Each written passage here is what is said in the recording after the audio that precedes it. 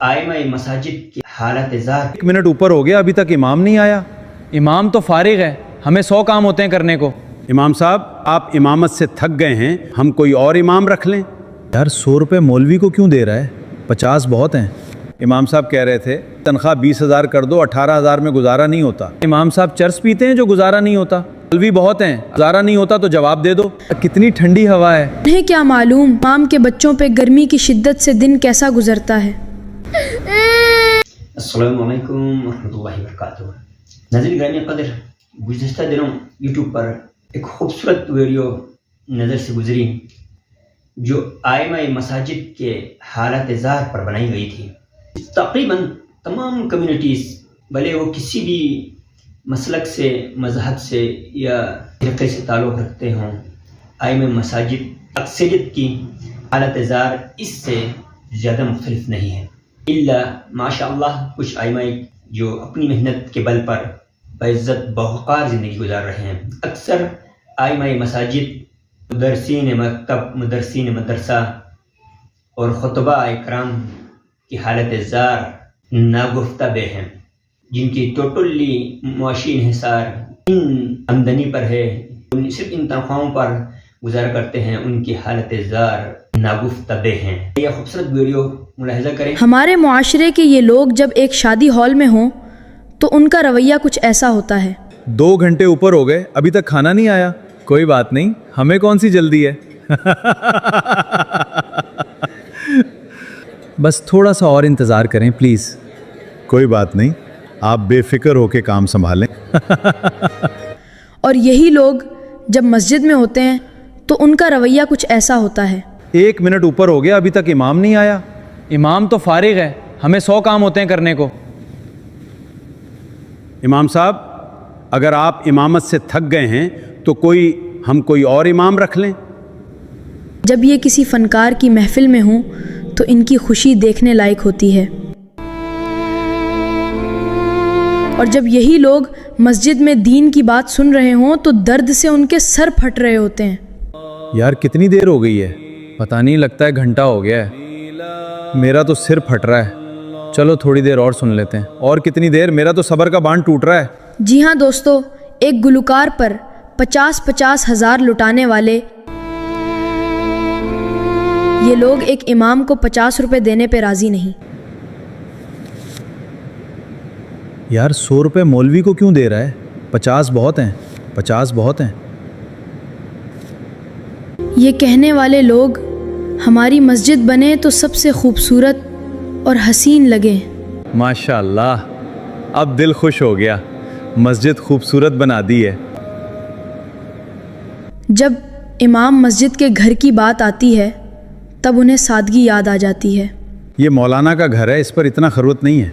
सादगी में ही बरकत है, हमें इसका ख्याल रखना चाहिए। ये वो लोग हैं जिनकी तनख्वाह 40,000 हो तो उनके घर का निज़ाम नहीं चल सकता। कहते हैं कि इतनी तनख्वाह में गुजारा नहीं होता। जमशेद, 40,000 तनख्वाह से मिलता क्या है? हाँ चाचा, सोच रहा हूँ कोई और काम ढूंढूं, इससे तो गुजारा नहीं होता।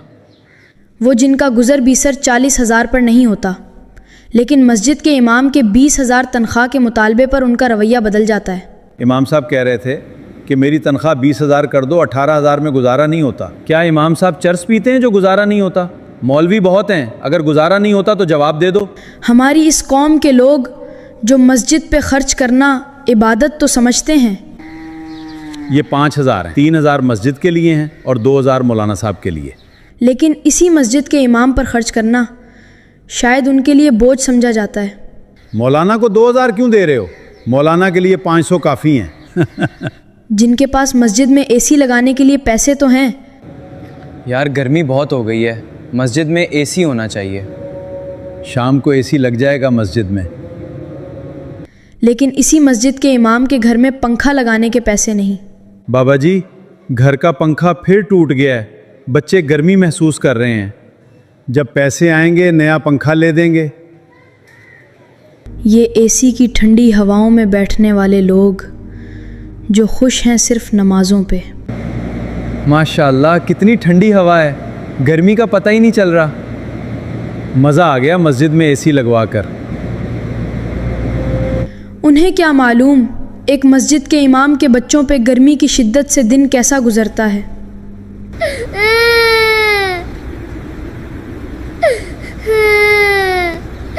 جی ہاں دوستو، یہ وہ لوگ ہیں جو مسجدوں کو آباد کرنا تو چاہتے ہیں اور مسجدوں کو خوبصورت بنانا تو چاہتے ہیں، لیکن مسجدوں کی اصل آبادی اور خوبصورتی جن ائمہ کرام سے ہوتی ہے، ان کی زندگی کو یہ لوگ اجاڑ کر رکھ دیتے ہیں۔ تقریباً ملتا جلتا ایک سچا واقعہ ہمارے ساتھ بھی پیش آیا۔ میں خود بھی کسی انتظامیہ کا حصہ تھا، تو ہمارے مدرسے کے مدرس کی تنخواہ بڑھانے کے لیے کمیٹی کی جو ہے میٹنگ ہوئی۔ اتوار کو میٹنگ رکھتے تھے، کئی دفعہ میٹنگ پسپون ہو گئے، کمیٹی میں موجود لوگ نہ پہنچے میٹنگ میں۔ مسجد اور مدرسہ کمیٹیوں میں سرکاری افیسر، ٹھیکیدار حضرات یا بابو یا پھر کاروباری حضرات بھی شامل ہوتے ہیں۔ کئی دفعہ میٹنگ ہوئی، اس کے بعد حسن اتفاق سے فورم پورا ہو گیا۔ آخر میں اس بات پر اتفاق ہوا کہ مدرس کی تنخواہ 1000 روپیہ پر ماہ بڑھائی جائے گی۔ مدرس کی طرف سے تنخواہ کے کم ہونے سے کئی دفعہ شکایتیں آئی تھیں۔ کئی دفعہ میٹنگ ملتوی ہونے کے بعد بالآخر میٹنگ ہو گئی۔ اس نشست میں مدرس کی تنخواہ پر ماہ 1000 روپے بڑھانے پر اتفاق ہوا۔ انتظامیہ کمیٹی میں موجود کئی ایک افیسرز یا فیصلات لوگوں کی جن کے فیملی ممبرز 5-7 سے زیادہ نہیں ہیں، ان کی پر ڈے کچن کا خرچہ 5000 سے زیادہ ہے۔ میں اپروکسیمیٹ بتا رہا ہوں اور مبالغہ نہیں چاہتا، کم سے کم بتا رہا ہوں کہ اس کی کچن کا ایک دن کا خرچہ 5000 سے زیادہ ہے، اور اس مدرس کا ماہانہ تنخواہ 5000 سے بڑھا کر 6000 کرنے پر اتفاق ہوا۔ اس میٹنگ میں بھی موجود ایک بزرگ کا کہنا تھا کہ ہم تو یہ سمجھتے ہیں کہ اس مدرس کے لیے جو 1.5-2 گھنٹہ مدرسے کے لیے دیتے ہیں، اس کی تنخواہ یہ بھی زیادہ ہے۔ یہی کہتے ہیں کہ امام کی یہ تنخواہ بھی زیادہ ہے، امام کے لیے ہم نے گھر دیا ہوا ہے، امام کی بجلی اور پانی کا بل بھی ہم بھرتے ہیں، امام کے 5-7 بچے ہیں تو کیوں نکالیں بچے۔ تقریباً اسی سے ملتا جلتا، بھائی آپ کرنا چاہے تو کریں، نہیں ہے تو ٹاٹا بائے بائے۔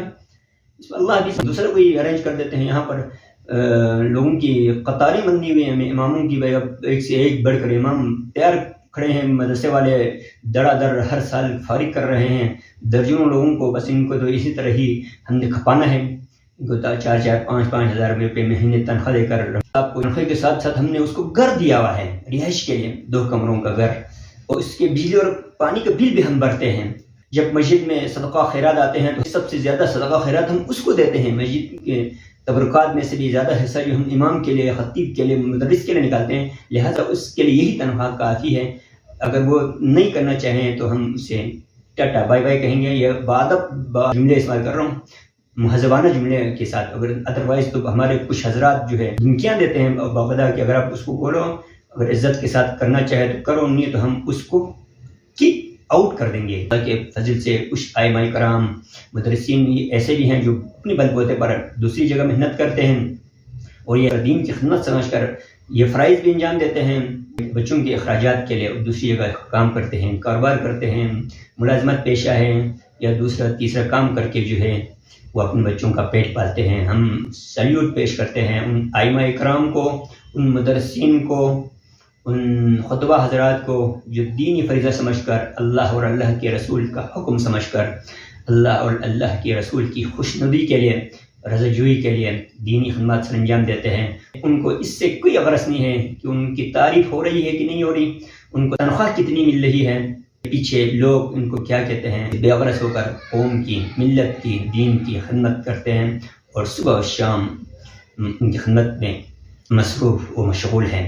ہماری گزارش ائمہ کرام سے، مدرسین سے یہ بھی ہے کہ خدا را ان پر ڈپینڈ نہ کریں اور ان مدارس مساجد نہ چھوڑیں صرف اس بیس پر کہ یہاں پر انکم کم ہے، یہاں سے پیسہ کم ملتا ہے، یہاں لوگ رسپیکٹ نہیں کرتے ہیں، لوگ عزت نہیں کرتے ہیں، کم کرتے ہیں، یا خانہ یہ سمجھے کہ ہم یہاں بیٹھ کر یہاں خدمت کر کے اپنا کیریئر تباہ کر رہے ہیں۔ خدا را یہ خدمت بھی نہ چھوڑیں، مسجد مدرسے کی دینی کی خدمت بھی نہ چھوڑیں، اور اپنی آمدنی بڑھانے کی بھی دیگر ذرائع سے جائز طریقوں سے اپنی آمدنی بنانے کے لیے بھی کوشش کریں، کاروبار کریں، پرائیویٹ کام کریں. اس میں کوئی قباحت والی بات نہیں ہے، اس میں کوئی آر محسوس کرنے والی بات نہیں ہے کہ ہم دوسری تیسری جگہ کام کریں اور مدرسے میں مسجد میں اپنی فرائض بھی انجام دیں.